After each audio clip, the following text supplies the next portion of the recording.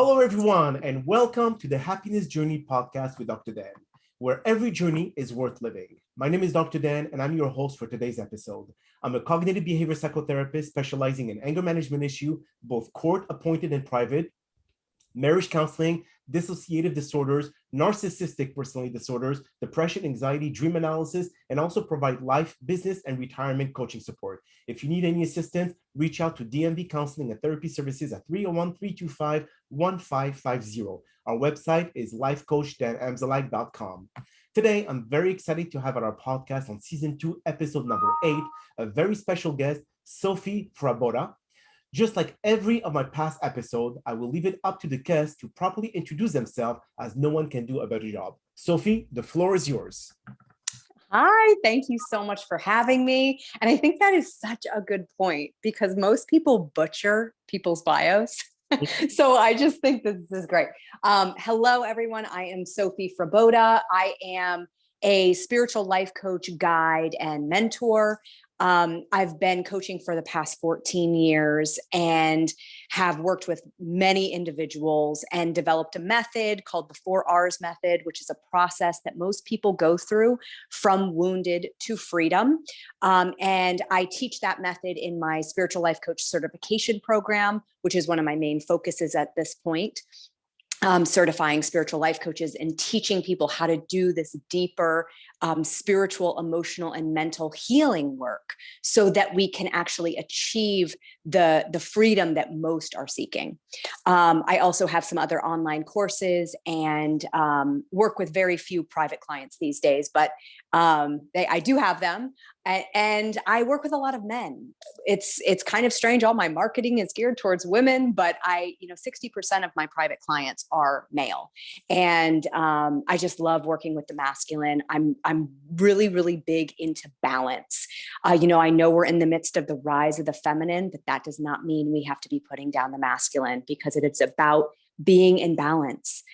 So I am all for all genders and that we rise up together and we find our best self and we ultimately live from a healed state so that we can feel that freedom and live our life purpose. Beautiful. Well, that's a very interesting kind of, introduction. Tell me what brought you to become a spiritual coach. Something must have happened in your life that you had this kind of self-awakening. Yeah. So, I just kind of, I guess I'll tell my story. It was 20 years ago and I was in my undergrad, I was going to college in Springfield, Massachusetts, and I was a hot mess. I was doing drugs. I was drinking. I was having a ton of anxiety and depression. And then I turned to food to try to soothe. And then I became bulimic.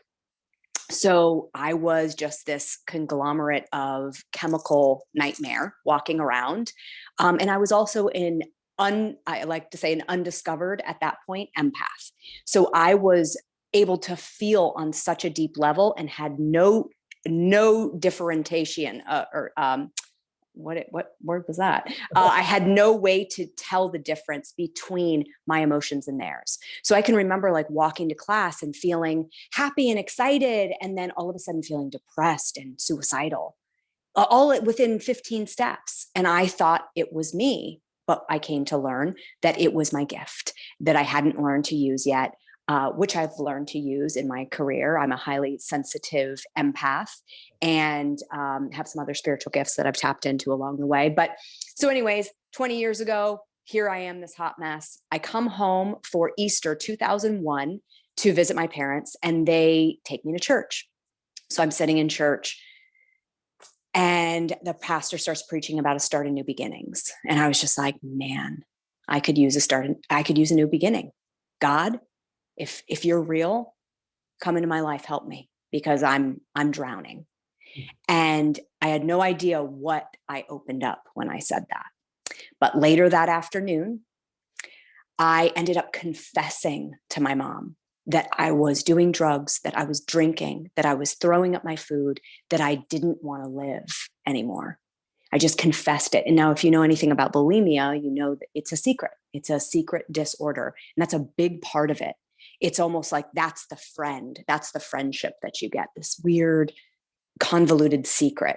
So exposing it is very, very, it feels like you violated yourself if you expose it. So anyways, here I am, my eyes wide open, like, holy crap, what did I just do? And my mom, who was a very spiritual style parent, she leaned forward and she was like, okay, Sophie, you have 3 weeks of school left till the end of the semester. I need you to go back to school. Don't do any drugs. Don't drink any alcohol, and don't throw up your food. You can eat as much as you want, but can you make me a promise to not do 3 of those things for 3 weeks? And something in me just knew that if I said yes, I would mean it. And so I gave her my yes. And I had no idea that that yes would be what ended up saving my life. The next week at school, it was a party week, and I was a designated driver. And one of my friends was killed in a car accident. Oh, wow. Okay. And sitting at her funeral, unable to cry, which anyone who knows me knows how weird that is for me, so chemically imbalanced, I felt God whisper past my ear again and say, Sophie, you've been given a second chance. What are you going to do with it? And I was like, I have no freaking clue. So I went into therapy. I had some mild improvements. And then I found life coaching through a TV show called Starting Over on NBC, like back in 2003, 2004. And I started having rapid improvements in my mind, my body, my emotions, and my spirit. I started putting things together, and I was like, okay, I need to like get my life back together. I need to go back to school. I got my, and I like cried out to God, and I was like, God, if you get me through this darkness that I have been in, I will dedicate my life to serving others and helping them climb out of theirs. So it was that commitment somewhere along my healing journey that now I am living. And so when people ask, how did you get into this work? I find it really hard to explain it without sharing that story and without sharing that commitment and the power of our word and the power of our heart connecting with our word. Because I made that commitment. God showed up for me. So now I am showing up to serve God and divinity, whatever you want to call it. I'm not religious. I use a lot of different spiritual terms. To me, it doesn't matter the terms we use. It's more important the connection that we have to infinite source. So that's how I got into this work. I started my own business back in 2007 when everyone thought I was crazy. I had a stable job, but I couldn't take one more moment of doing non-meaningful work. And I took a leap and I started seeing clients as a spiritual life coach and slowly built my business. And now at this point, I've had over 10,000 hours of sitting in one-to-one spiritual healing spaces with people. And that's when I, decided to create my certification program and start teaching people how to do this deeper, very unique healing work with people. Wow, that is a very deep stories you got there, Sophie. Now, did spiritual coaching help you deal with bulimia, or did you have to go through another process for that? Because I'm sure that the promise that you made to your mom didn't really eradicate this eating disorder. So what really did help you with that? So, I do believe in divine intervention, and I honestly can share that since I said, yes, I will not throw up my food, I never threw up my food again, but I gained weight. Right? Because that's part of why we're throwing up, is because we're gaining weight. So I gained the weight. I had I had a shift of authenticity, because part of bulimia is like this weird, I call it like a pencil and eraser situation where you write and then you try to erase it. And so it's like it never happened. And that's just not an authentic path. Like, we need to take responsibility for what we do, what we say, what we put in our mouth.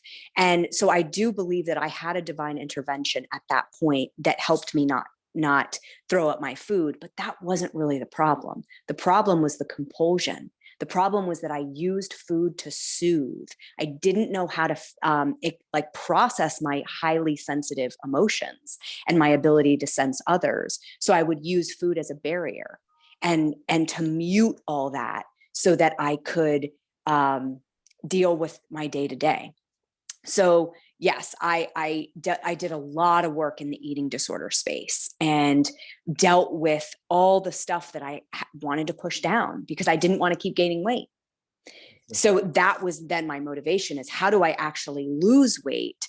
Well, I got to shift my eating habits. That means I can't use food to soothe. That means I have to start to deal with myself. Wow. Okay. Now, just like professional bodybuilders, they all look at themselves in the mirror and they still feel they're not big enough or muscular enough. Have you dealt with body dysmorphia? Yes. Yeah. That's a really, I feel like that's like a spiritual blindfold that just, it's this weird thing that comes over that you can't see what others see. And you have this weird subconscious limiting belief system that is so blocking a lens. And until you do the inner work, I believe, to really get down to the bottom of what you're really trying to portray, it ultimately, if I want to be bigger or smaller, why? What's the motivating force? Does that make me acceptable then? Does that mean that if I can get to this metric, that then I'll be worthy, then I'll be acceptable, then I'll be lovable? Well, if we acknowledge that and actually start to work on, I am lovable, I am acceptable, cellulite, low muscle mass, whatever it is, I am whole and loved now. So I don't need to prove it on the external realm. And that's where the healing can take place. And that's a long journey, especially with the dysmorphia. That's a rather tangled one that I have seen in terms of some of the things that can really block us on our path.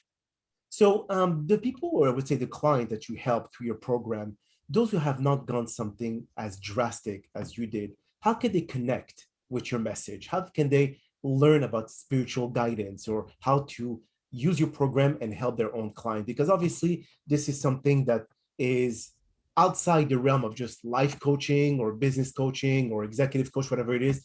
It's more spiritual. So again, you're talking about divine intervention. You got that message from God to be able to, for you to take accountability of your action, make the changes that you have to make. But that does not apply for everyone. So how can you allow others to connect the same way that you did? So what I have found in all the students that I have worked with over the past couple of years since I've been in my certifying coaches is everyone has a story and everyone has pain points and everyone has had a trauma. Like we can't come into earth without experiencing some sort of trauma where the stress response has been triggered, it hasn't been discharged properly, and that is just continuing to cycle through our system. So what we do in our certification program ultimately is the deep healing on the individual first. Because I'm a firm believer, if I haven't walked in the depth of my pain, how am I going to sit with you in yours? Exactly. If I haven't cried at the pit of my soul, how am I going to be able to be with you when we need to go there for you? So our whole approach is deep healing on the individual first, so that they gain the confidence of how to really help somebody and sit with somebody and move somebody through their own. So that it's not the story. The story never heals us, right? The story, no matter how long we tell the story, it's not going to heal us.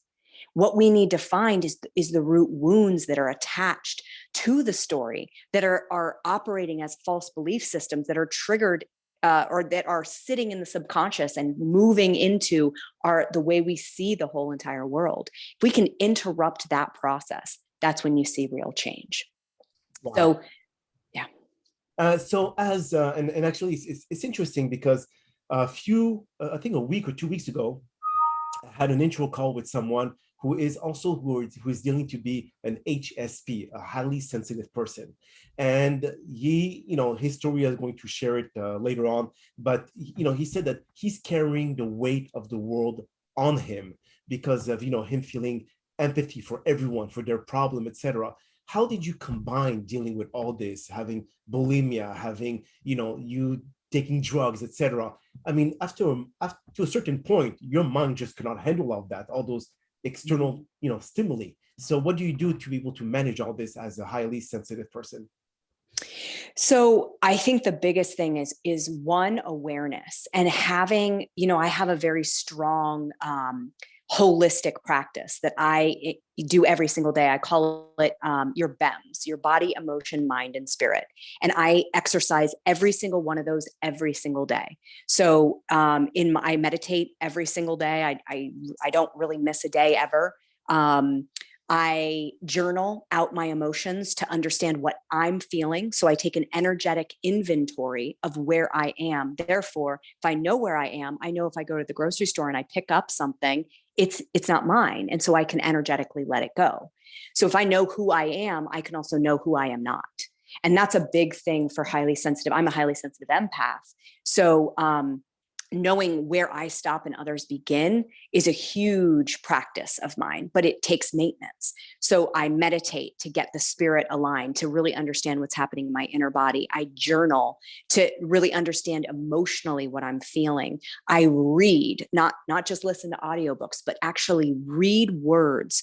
Once I've cleared my mind, my emotions, my palette, now I can actually start to download new concepts, right? So every day putting in something new that can help me gain that mental mastery. And then I work out, whether it's yoga, running. I'm not a long runner, but I run 2 miles 4 to 5 days a week and do yoga and move my body constantly to make sure that I'm in tune with my blood and I have good posture and I'm walking strong and I feel like I'm at my peak. Regardless of my age, I can always be at my peak. So that maintenance, I would say, is what helps me then be able to decipher, is this mine or not? If I'm carrying the weight of the world, I'm carrying a lot of stuff that is not mine. And so then it actually limits the way I can serve. If I've taken on too much and I don't have good energetic boundaries, how am I actually going to be of my highest service? I need to have better boundaries. Very, very good point. Now, in your program, do you offer strategies on how to connect body and mind? Because I know a lot of people, they're not in sync, unfortunately. So, and as you know, if someone is physically ill, it's hard for them to stay positive or vice versa. So is there a way for you to be able to kind of like try to disconnect, reboot, and try to recreate a new connection? You sound like the expert on that one because I've never really thought about it like that. I'm actually more interested in hearing what you do around that. Because like for me, I do a lot of inner work. So it's like when we go into eyes closed, but totally awake mode, we can search the body. We can find the energy. I believe everything starts as energy. So any illness, any breakdown started somewhere on an energetic level. And the way that we find that is not through looking at our body with physical eyes. It's through going within and connecting to your hip and really exploring what's going on in your hip. Why is there disintegration of the top of that hip bone? Or why is there such bad acid in the stomach? When you correlate the chakras and understand that ancient knowledge and the associations with organs and emotions, you can start to really understand what is happening inside the body. So I guess that would be a way that we are connecting the mind and the body, but I'm more interested in how you're doing it. Obviously, the cognitive aspect of changing someone's behavior, attitude, behaviors, etc. We focus a lot on the past. We try to understand the core understanding or the core reason as to why someone behaves the way they do right now. People who come to a psychotherapist is because either they had childhood trauma, and they take that trauma and they bring it in today. And they do not know how to separate themselves from who they were in the past and who they are today. So for example, if you look at dissociative disorders, okay, which has been renamed as, before it was multiple personality, and now it's dissociative disorders. So in every one's life, they go through a traumatic experience. So for example, someone who's 5 years old, and their parents are beating them up or they're being, physical violence, they're going to create another personality that will be that person who's going to help them cope with the physical trauma. But that person or that entity or identity, if you would call it, stay with them at that age, which means that they're going to have the brain of a 5-year-old. Even though if the same person is 20, 25, that 5-year-old will suddenly come at any given time in their life when they experience the same pain. So for me, when I deal with clients that are, or patients that are dissociated, have that disorder, I have to understand, okay, who is that person that just came out? So even though they have 6, 7, 8 different personalities, you start learning when they pop up, because also the mentality or the brain still stays as the one that when they were 5 years old or 10 or 12 or 15. They build those identities at certain time of their lives, and then they be able to bring them back at any given time where they feel that they've gone a similar trauma as they did in the past. So again, if I go back to answering your question, it's all about how you manage their I would say their emotions at that given time. So it's very challenging. Again, I never deal with schizophrenia because that is a different ball game. I always send him to a psychiatrist. But other disorders, it's something that I can work with, and I can understand exactly why this person popped up at a certain time. If we go back to spiritual guidance that you offer to all of your clients and customers, I can feel that if you have to be somewhat connected in a spiritual level, and I see now in our society, there's none of that. It's becoming more and more harder because of all the fake news, all the people, the influencers on Instagram. We all live in a matrix. We all live in a world that we create on our own, that we want to, and we're too afraid to face reality. And that's where I see this disconnect, as we're talking about, between mind and body, because the mind wants to see what they're comfortable in seeing. And they don't realize who they are as an individual because they focus too much on who other people's are as individuals. Yes, fascinating. Yes. That is like the fact that you can break it down like that, going back to the part of them that pops up. You know, I do a lot of inner child healing work with people. It's not based in traditional psychology. A lot of I got my master's in transpersonal psychology. So it's just kind of looking at the different end of the spectrum. We're looking at human potential rather than human breakdown. But still, that, I mean, it's so important. Like, it's like we're saying the same thing. We just say it so in different ways, but it's so cool how this information, this intelligence finds us and then allows us to help others through it, you know, and it's packaged differently across different industries or across different specific professions. But I love that. I love that you're able to help people with that. What a gift.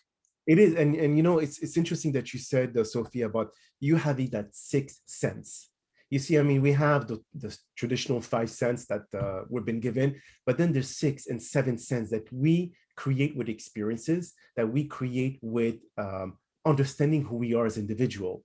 And a lot of people, sometimes they fear who they are. And one of the case where we deal with imposter syndrome, okay, where we see people to say, well, I'm faking my way to success, or I'm here on the TED Talk, but who am I to be able to give a talk if I don't even understand myself? So they go through that constant negativity in their mind. And instead of like starting to gear all their energy into something more positive, they stay in that zone. And that zone is kind of like, even though it's very familiar to them because they prefer familiarity than something new, they prefer staying in that zone, understanding about, okay, well, this is who I am. I'm a fake. I'm like an imposter. I'm this and that. And they just don't get out of this sector, and they stay in. And this is why they come and see a therapist, is because they want to be able to not feel this weight on their shoulder, always thinking that they're worthless. So I think the spiritual guidance behind it will offer something different than what a psychotherapist can offer. So I think it's a good combo, because, and this is why there are divisions in the sector of psychology. What you do, you've been gifted with that power. And it is a power, come to think of it, because if you had the divine intervention coming into your life, not a lot of people have had that privilege to have that word with God. And yes, you may say that you're not religious. You may say that it's something that you never believed, that there was this entity from above that was going to come in and, I would say, help you go through those difficult challenges and save you. But it happened. And it happened because of a certain reason that you're going through. So I think what you do, and what we do as actually psychotherapists complement each other. And it's really, really interesting how that works. Yeah. Yeah. And, you know, I'm often saying that, you know, people will say, well, what's the difference between coaching and therapy? And I say, well, I like to break it down very simplistically. They both answer different questions. Like therapy answers the questions, why am I here? Why am I where I am now? And so it's a looking back and a reflecting and a acknowledging. And coaching, typical life coaching is, where do I want to go? That's the question they're answering. Now, with spiritual life coaching, I like to say we bridge the gap, because we do healing work. We don't do therapy, but we do healing work. And then, you know, my 4Rs method, which is recognize, release, reprogram, radiate, is the 4 phases that people move through to get to that healed point. And that could take 10 years. That could take 10 minutes. You know, it depends on their resistance and the depth of the issue. But ultimately, we need to recognize what the real issue is. Then we need to release the stale energy. Then we need to reprogram that space with new energy. That's where affirmations come in to plug in. And then we get to radiate that new frequency, that new being that we've stepped into becoming. Beautiful, beautiful. So if anyone wants to be able to learn about your program, Sophie, and become a spiritual guidance or spiritual coach, how can they find you? So our website, awakenwithsophie.com, is one of our main websites. That's where we have our certification and our programs, where we have a lot of free resources too. I like to really drive this point home. We have over 35 free meditations on our website that you can just listen to.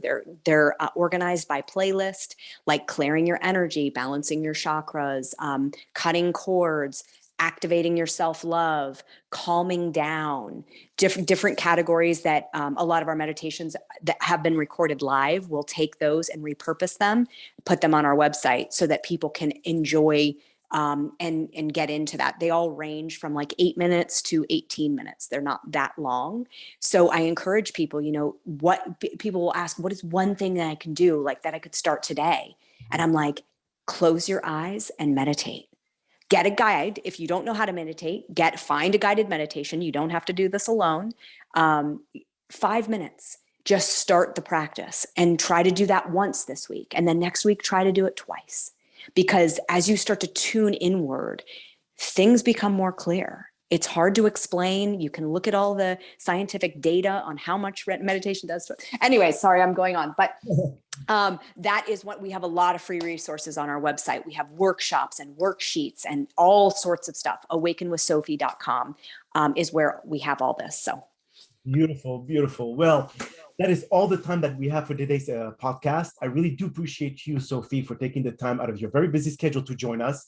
Thank you all for participating and inspiring our many listeners with your incredible story. Now, we hope that you have all enjoyed today's episode, and I'm very excited about the many upcoming guests that we have scheduled for season 2 of the Happiness Journey podcast, filled with inspirational stories just like the one that you listened to today.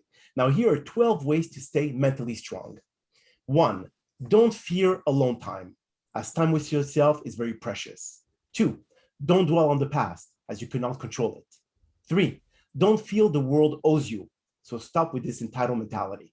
4, don't expect immediate result, as it takes 10 years for an overnight success. 5, don't worry about pleasing everyone, especially the naysayers. 6, don't waste time feeling sorry for yourself, as you have no time for that. 7, don't waste energy on things that you cannot control. Stop with this type A personality. 8, don't let others influence your emotions. You are in control of it. 9, don't resent on other people's success, as everyone has a different journey. 10, don't shy away from responsibilities. You should take control of your own. 11, don't give up after the first failure, as the acronym FAIL means first attempt in learning. And finally, 12, don't fear taking calculated risk, as you can control them. My name is Dr. Dan Amzalag, and you may all keep pursuing your amazing journey in life.